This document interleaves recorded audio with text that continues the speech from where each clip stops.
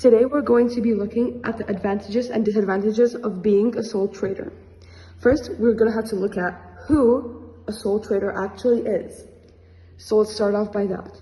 So, a sole trader is a person who runs their own enterprise individually, though they can hire a few employees. So the advantages of being a sole trader could be that it's easy to start, it could get support from the government, the sole trader has complete control, it is way more flexible for work hours, and finally, the owner keeps all the profits after taxing. But with that comes disadvantages too. And some of them are that the sole trader might not have enough experience. If the enterprising fails, he might lose too much money. And if there's legal issues, he might be taken to court. It is also very difficult to compete with others. And finally, the owner is responsible for everything.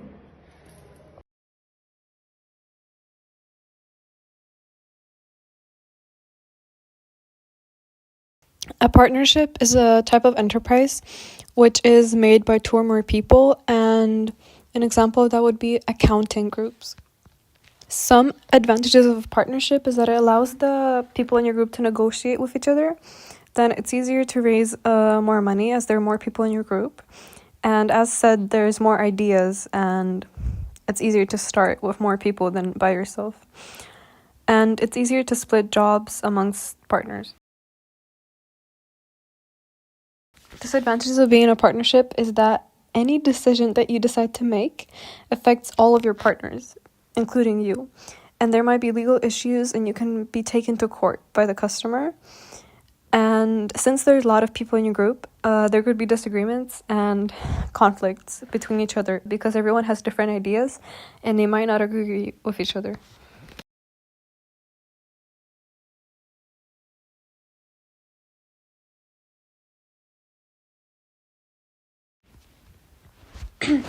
So a limited company is a private company type where its owners are responsible for the debts of only the capital they invested into it.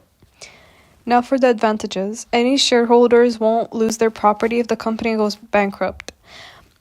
And it's suitable if a company wants to grow a lot. There is more money income than sole traders. If one owner dies or is not able to do anything, the company continues to work properly and it's easier to gain large economies. On the other hand, here are 5 disadvantages of a limited company. First of all, there's a lot of profit sharing amongst owners, which could be too little for some owners. Then, due to people buying shares, the original owners can lose control over the company. Accounts must be public.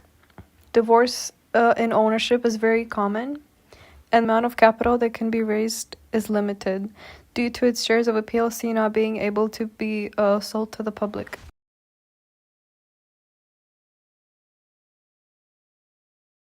And lastly, let's look at the advantages and disadvantages of a co-op. Now, a cooperative is a type of business organization which is owned or managed by the people who use its services or who work there. There are different types of cooperative businesses, such as a consumer co-op, which is owned by customers who buy its goods or services. Then, secondly, we have a producer co-op, which is owned by the producers of the goods being sold. And thirdly, a worker co-op, which is run by its employees and workers.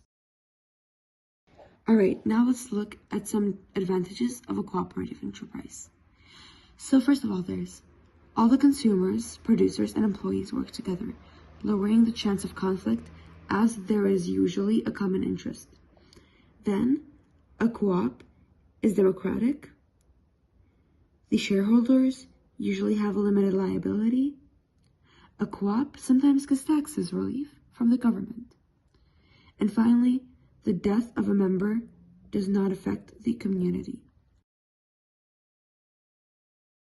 But as usual, this comes with a few disadvantages. These advantages as follows are: accounts need to be public. Some members might not have the required skills to run a business and might have to hire some professionals, which can be quite costly. And lastly, it is difficult to raise finance as cooperatives cannot issue shares.